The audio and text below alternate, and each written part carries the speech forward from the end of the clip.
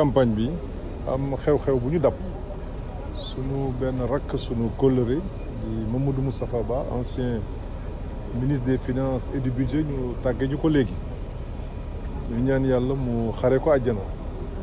démb rek ci Nioro bi ma demee Nioro ndax foofu la cosaanoo maa koy tudd ci kanamu njabootam di wax li nga xam ne liggéeyal na ko Sénégal ma mën ko seede bi ma ko xamee yàgg na léegi mu mot ñaar fukki at ak juróom xëy na boobu agent la woon après mu nekk chef de division ci ginnaaw gi la nekk directeur de la coopération économique et financière que mu nekk directeur général du budget jamono ji may nekk ministre des finances ba ci poste bi mu mujjee occupé ci la nekk ba nekk ministre des finances mu doon ko liggéeyal Sénégal mën nañu wax ne ci wàllu budget man gisuma ci koo xam gisuguma ci Sénégal koo xam ne moo ko ci ëpp xam-xam ci wàllu coopération ëpp ko ci xam-xam jafe na lool mu liggéeyal Sénégal nag lu bari maa ngi fàttali ko amul loo xamante ni def nañ ko ci ministère ba jamono ja ma fay nekk ci plan Sénégal émergent te ànduma ci ak moom ma koy jaale waa Sénégal yëpp Sénégal ñàkk na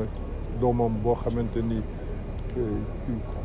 doom ju mag ci biir Sénégal ñàkk nañ ko ku am xam-xam un fonctionnaire émérite ñu neen yàlla mu xare ko àjjana ba looloo tax biñ ma ko waxee léegi mot na waxtu mënuma ko woon gëm di ma vérifier information ba ma xam ni nekk na ma décidé suspendre sama campagne tey dellu Dakar waxtaan ak njabootam ba xam nan la ñuy def ndax doonoon na koo xam ni jege woon na ma lool ku ñu bari mën nañ ko seede ci ministère des finances ku xamoon suñu diggante xam ni suñu diggante sori woon na. Je vous remercie. Donc je viens d'apprendre avec tristesse le décès de mon jeune frère Mamadou Moustapha Ba, ancien ministre des Finances et du Budget. Un homme que j'ai connu depuis plusieurs années parce que moi-même je suis un produit du ministère des Finances. Nous avons cheminé ensemble, il a rendu des services inestimables à l'État du Sénégal. Je sais que dans la conception du plan Sénégal émergent, on était ensemble à toutes les étapes, dans la mobilisation des ressources financières, tout comme dans la gestion budgétaire, on a beaucoup travaillé ensemble. C'est l'un des fonctionnaires les plus compétents, les plus rigoureux que j'ai jamais connus, très honnêtement, et nous avions des liens personnels. Nos familles étaient aussi liées. Donc dès que la nouvelle m'a été annoncée et confirmée, j'ai décidé de suspendre pour aujourd'hui et éventuellement pour demain la campagne électorale. Le temps de voir avec ses proches qu'est-ce qui doit être fait. Parce que nous avions ce type de rapport. Je voudrais présenter mes condoléances à sa famille, mais à tout le Sénégal. Un homme qui a rendu des services à ce pays, c'est indiscutable. Hier, je lui rendais hommage à Nioro, à l'étape de Nioro, où il est originaire, devant sa famille, pour montrer que c'est un homme très compétent pour parler de lui. Malheureusement, moins de 24 heures après, on m'annonce son décès. Voilà, c'est le bon Dieu qui décide de nos sorts, que Dieu l'accueille à son paradis. Je vous remercie.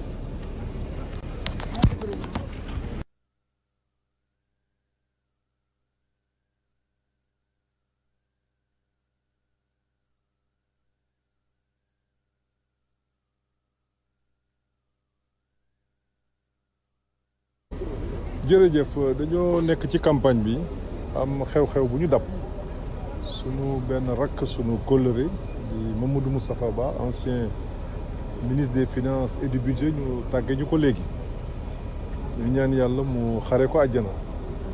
démb rek ci Nioro bi ma demee Nioro ndax foofu la cosaanoo maa koy tudd ci kanamu njabootam di wax li nga xam ne liggéeyal na ko Sénégal ma mën ko seede bi ma ko xamee yàgg na léegi mu mot ñaar fukki at ak juróom xëy na boobu agent la woon après mu nekk chef de division ci ginnaaw gi la nekk directeur de la coopération économique et financière que mu nekk directeur général du budget jamono ji may nekk ministre des finances ba ci poste bi mu mujjee occupé ci la nekk ba nekk ministre des finances mu doon ko liggéeyal Sénégal mën nañu wax ne ci wàllu budget man gisuma ci koo xam gisuguma ci Sénégal koo xam ne moo ko ci ëpp xam-xam ci wàllu coopération ëpp ko ci xam-xam jafe na lool mu liggéeyal Sénégal nag lu bari ngi fàttali ko amul loo xamante ni def nañ ko ci ministère ba jamono ja ma fay nekk ci plan Sénégal émergent te ànduma ceeg moom.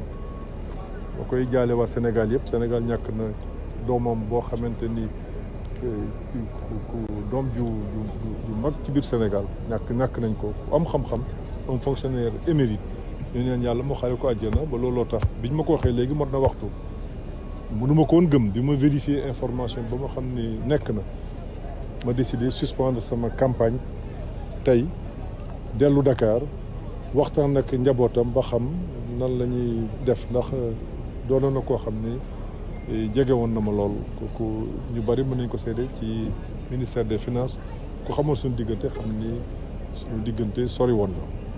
Je vous remercie. Donc, je viens d'apprendre avec tristesse le décès de mon jeune frère Mamadou Moustapha Ba, ancien ministre des Finances et du Budget. Un homme que j'ai connu depuis plusieurs années parce que moi-même je suis un produit du ministère des Finances.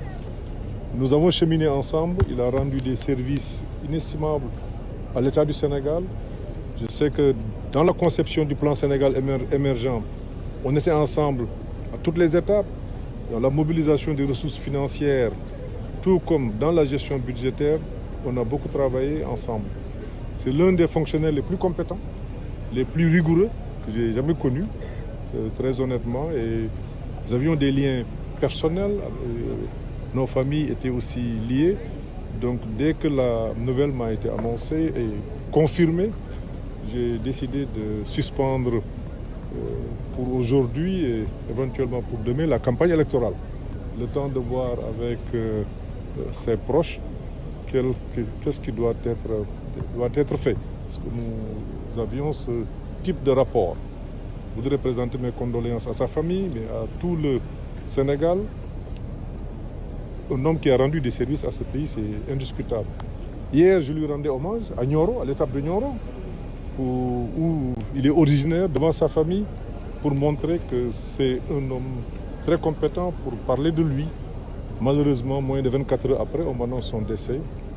Voilà, c'est le bon Dieu qui décide de nos sorts, que Dieu l'accueille à son paradis. Je vous remercie. jërëjëf dañoo nekk ci campagne bi am xew-xew bu ñu dab sunu benn rakk sunu kóllëre di Mamadou Moustapha Ba, ancien ministre des Finances et du Budget, ñu tàggee ñu ko léegi. ñu ñaan yàlla mu xare ko àjjana.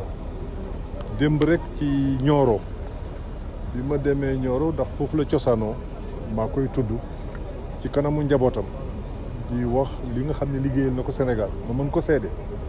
bi ma ko xamee yàgg na léegi mu mot ñaar fukki at ak juróom xëy na boobu agent la woon après mu nekk chef de division ci ginnaaw gi la nekk directeur de la coopération économique et financière te mu nekk directeur général du budget jamono ji may nekk ministre des finances ba ci poste bi mu mujjee occupé ci la nekk ba nekk ministre des finances mu doon ko liggéeyal Sénégal mën nañu wax ne ci wàllu budget man gisuma ci gisuguma ci Sénégal koo xam ne moo ko ci ëpp xam-xam ci wàllu coopération ëpp ko ci xam-xam jafe na lool mu liggéeyal Sénégal nag lu bari ngi fàttali ko amul loo xamante ni def nañ ko ci ministère ba jamono ja ma fay nekk ci plan Sénégal émergent te ànduma ceeg moom.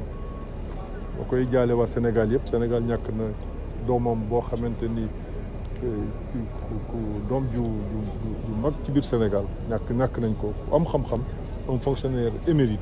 ñu neen yàlla moo xaare ko àjjana ba looloo tax biñ ma ko waxee léegi mot na waxtu mënuma ko woon gëm di ma vérifier information ba ma xam ni nekk na ma décidé suspendre sama campagne tey dellu Dakar waxtaan nag njabootam ba xam nan la ñuy def ndax doonoon na koo xam ni jege woon na ma lool kooku ñu bari mën nañ ko seede ci ministère des Finances ku xamoon suñu diggante xam ni suñu diggante sori woon na. Je vous remercie. Donc, je viens d'apprendre avec tristesse le décès de mon jeune frère Mamadou Moustapha Ba, ancien ministre des Finances et du Budget. Un homme que j'ai connu depuis plusieurs années parce que moi-même je suis un produit du ministère des Finances. Nous avons cheminé ensemble. Il a rendu des services inestimables à l'État du Sénégal. Je sais que dans la conception du plan Sénégal émergent, On était ensemble à toutes les étapes, dans la mobilisation des ressources financières, tout comme dans la gestion budgétaire, on a beaucoup travaillé ensemble. C'est l'un des fonctionnaires les plus compétents, les plus rigoureux que j'ai jamais connus, très honnêtement. Et nous avions des liens personnels, nos familles étaient aussi liées. Donc dès que la nouvelle m'a été annoncée et confirmée, j'ai décidé de suspendre pour aujourd'hui et éventuellement pour demain la campagne électorale. Le temps de voir avec ses proches qu'est-ce qui doit être fait. Parce que nous avions ce type de rapport. Je voudrais présenter mes condoléances à sa famille, mais à tout le Sénégal. Un homme qui a rendu des services à ce pays, c'est indiscutable.